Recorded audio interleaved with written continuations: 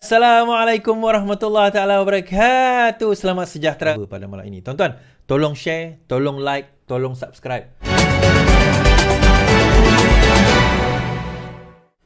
Itu plan Mahathir. Untuk nak menjatuhkan UMNO. Hal dia korup atau tidak, itu kalau ada kita boleh bawa, kita boleh buktikan, tak ada masalah kalau ada. Kalau ada, bawa bukti, tak ada isu tentang perkara tersebut. Tetapi persoalan yang lebih besar adalah berkenaan dengan isu ini. Iaitu isu apa? Pendakwaan telah, dan juga yang bukan setakat pendakwaan lah kita kata kan. In fact yang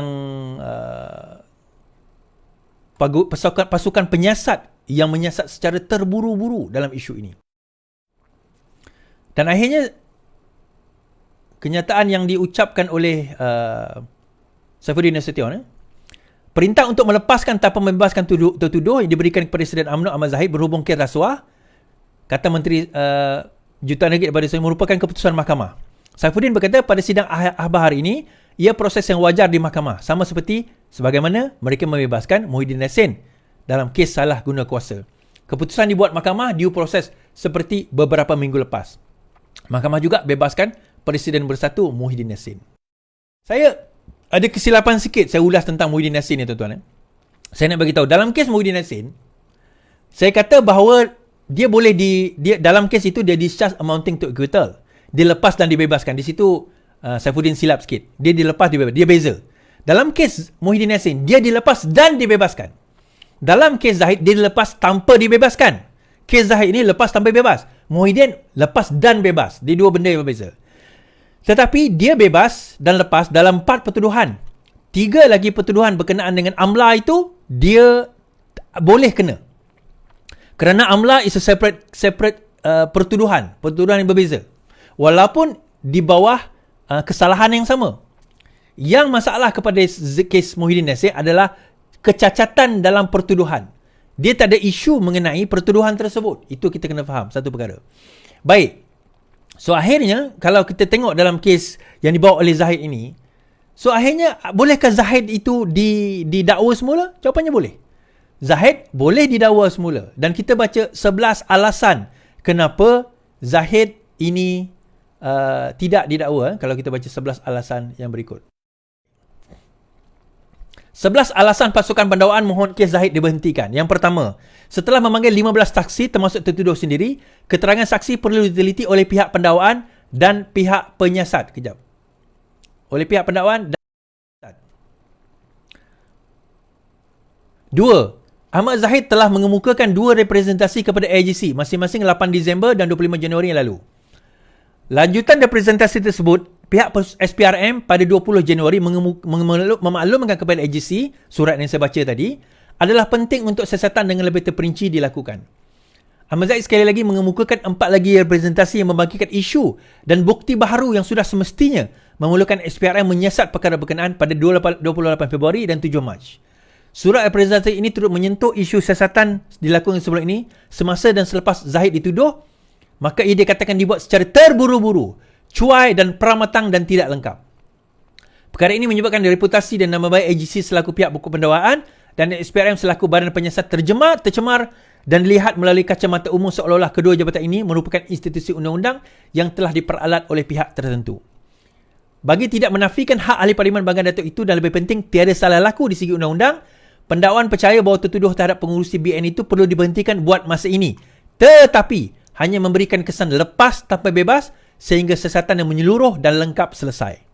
Mahkamah ambil maklum mengenai pengumuman Jemaah Menteri untuk menunjukkan RCI bagi menyiasat isu-isu dibangkitkan dalam buku Tommy Thomas. Pemimpin UMNO itu turut membangkitkan isu amat serius iaitu beliau menjadi mangsa pendakwaan terpilih daripada rejim kerajaan sebelum ini. Peguam negara berpendapat amat penting untuk pendakwaan dan pihak SPRM melihat dan turut menyiasat dakwaan ini. Selaras dengan penubuhan RCI, antara menyiasat dakwaan pelanggaran tanggungjawab profesional oleh pemegang-pemegang jawatan tertinggi dalam negara ini. Baru-baru ini, satu memo di dalaman dikatakan dikeluarkan oleh AIGC berkaitan kes yang sedang dibicarakan telah tular di media sosial. Tuan-tuan, kisah ini juga, kalau tuan-tuan nak tengok, betapa Mahathir Mohamad ni telah menggunakan kuasa beliau untuk nak menjatuhkan musuh dia. Tuan-tuan dengar live saya dengan Ustaz Dr. Mazli. Tuan-tuan dengar live saya dengan Dr. Mazli, bagaimana kerana tak bagi projek kepada Muhyiddin Yassin, bukan tak bagi projek, kerana telah mengangkat projek daripada Muhyiddin Yassin. Kroni Muhyiddin Yassin tu diberhentikan oleh siapa kata Mazli Malik, akhirnya dia telah dilucutkan jawatan sebagai Menteri Pendidikan pada zaman Pakatan Harapan. Sedangkan dia boleh memilih, kalau dia nak bersama dengan kroni tersebut, dia boleh jadi kaya, boleh jadi jutawan, billionaire mungkin, kita pun tak tahu, jutawan lah kita kata, jutaan ringgit. Tetapi apa yang berlaku? Kita tahu dia tidak memilih kenyataan tersebut. So dalam masa yang sama, ada satu kenyataan dikeluarkan oleh Tuan Ibrahim Tuan Man. Dia kata PAS berpandangan bahawa kita kena terima dengan terbuka kes Zahid ini. Kes Zahid ini, pembebasan tersebut kita kena terima dengan terbuka, PAS kata. Tuan Ibrahim Tuan Man kata hendaklah diterima dengan terbuka. Kemudian dalam website Tuan Ibrahim, dia mengatakan kes Zahid, Tuan Ibrahim nafi keluar kenyataan. PAS menggesa agar masyarakat perlu dididik menghormati keputusan mahkamah dalam apa jua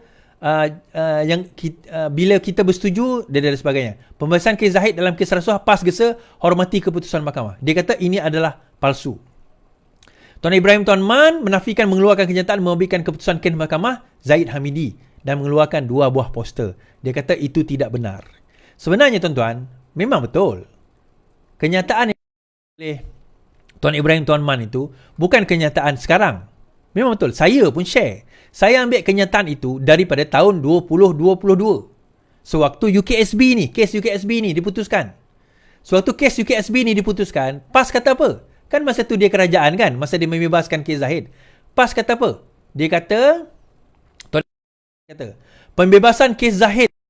Dia kata, pembebasan kes Zahid dalam kes rasuah, PAS gesa hormati keputusan mahkamah. Bila? September 23 tahun 2022. Dia kata perlu hormati keputusan mahkamah. Dia kata tak ada. Ini tak betul. Ini agenda Delhi. Wartawan tak betul ni. Bukan setakat dia tuan-tuan. FMT pun, Free Malaysia Today pun ada mengumumkan perkara tersebut. Hakim ada asas. PAS minta semua pihak terima keputusan.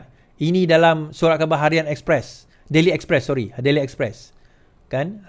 Tuan-tuan boleh tengok sendiri surat khabar ini. Dan juga di dalam kenyataan di dalam FMT,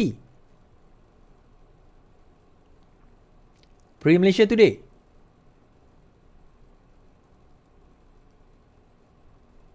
Ada audio dia ni.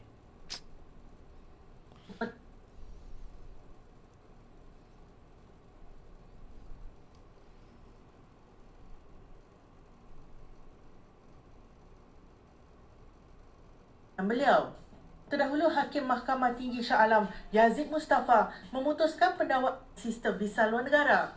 Timbalan Presiden PAS Tuan Ibrahim Tuan Man berkata parti itu juga menghormati setiap keputusan dan sudah tentu Hakim mempunyai asas dalam membuat pertimbangan beliau.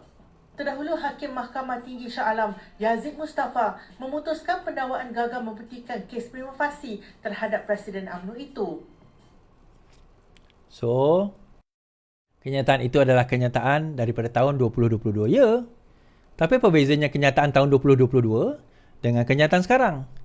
Kalau pada waktu itu Tuan Ibrahim Tuan Man boleh kata PAS hendaklah menghormati keputusan itu. Kenapa sekarang PAS tak boleh hormati? Pada masa itu Parti Keadilan pun mengatakan dia hormati keputusan dan mereka menerima keputusan tersebut dan akhirnya akur dengan keputusan yang telah diwujudkan. So harap tuan-tuan faham kesimpulan dia kes Zahid ni begini. Pertama, sebenarnya kes ini dan juga kes sebelum ini dilakukan secara tergesa-gesa. Kenapa? Mahathir Mohamad cuba nak membubarkan UMNO, dia desak Zahid, dia ugut Zahid. So mereka lakukan penyiasatan secara tergesa-gesa. Ini bukan style kaedah SPRM. Ini bukan style kaedah AGC. Kita mengetahui SPRM kalau dia buat siasatan, dia akan buat siasatan dengan betul-betul. Kita faham sebelum ini kalau AGC, kalau dia nak dakwa, dia akan dakwa dengan bukti yang cukup. Tapi nampak gayanya ada tangan raib masih ada. Nasib baiklah kita berpisah dengan dia, tuan-tuan. Nasib baiklah kita tak bersama dengan dia. Nasib baiklah Tuhan selamatkan kita daripada golongan sebegini yang akan menghancurkan negara dan akan memastikan reform itu tidak berlaku. So, sekarang ini tidak ada kes 47. Hashtag 47 boleh tak? Kita nak dengar. Kita nak tonton tulis hashtag 47, hashtag 47, hashtag 40, 47, bahawa hashtag Zahid telah bebas, bahawa pertuduhan itu tidak benar. Kalau benar, ada selepas ini, dakwaan bukti kes dakwa. Kita tak ada masalah. Nak dakwa Zahid, kita tak ada isu. Dakwalah. Tetapi, kita katakan bahawa ini adalah satu rancangan atok yang memang pada waktu itu sebenarnya nak menjatuh dan menghapuskan UMNO. Nak menjatuh dan menghapuskan UMNO. Hakikat yang sebenar. Oh, saya lupa baca AGC punya full pembelaan punya full statement. Tuan-tuan boleh tengok kat Facebook saya tentang full statement dia. Di antaranya dia kata antara bukti yang dibawa, banyak bukti dibawa dia. Pada ketika perbicaraan juga pembelaan anak Guam telah membawa beberapa bukti. Dan bila disebut tentang saksi-saksi pendakwaan menunjukkan sumbangan dari projek yang dikendalikan oleh Yayasan Al-Budi melebihi 100 juta untuk tujuan kebajikan dan amal, termasuk membina masjid seluruh negara, mahtahfiz serta rumah anak yatim dan cetakan Al-Quran. Selain itu, saksi pendakwaan sendiri termasuk bekas pembantu anak Guam, pakar dalam Jabatan Kimia telah mengesahkan bahawa majoriti cek yang digunakan untuk membayar kad kredit bagi kes ini tidak ditandatangani oleh anak Guam kami sendiri dan pembantunya telah menggunakan cop-cop tanda tangan di atas cek-cek tersebut. Okay. Hashtag 47. Kita berkata membawa kebenaran kalau sekiranya dia melakukan onar, jenayah, rasuah dan sebagainya. Hashtag 47. Kita telah berjaya memastikan kita kembali ke landasan yang benar. Kita kembali ke landasan benar. Kesimpulan dia, boleh tak Zahid didakwa? Kembali? Boleh. Dengan bukti baru? Ya. Kenapa tak diteruskan kes ini? Kalau diteruskan, dia akan didapati tidak bersalah kerana pembuktian yang banyak, bukti-bukti banyak yang bercanggah, ada yang bercanggah dan juga ada yang tidak lengkap serta peramatang. So, baik lepaskan dulu, siasatan semula dilakukan, kalau perlu didakwa lagi, kalau tidak, lepas. Terima kasih. Hashtag 47. Kita kembali teruskan reform. Kita bawa agenda sebenar reform kita, insyaAllah.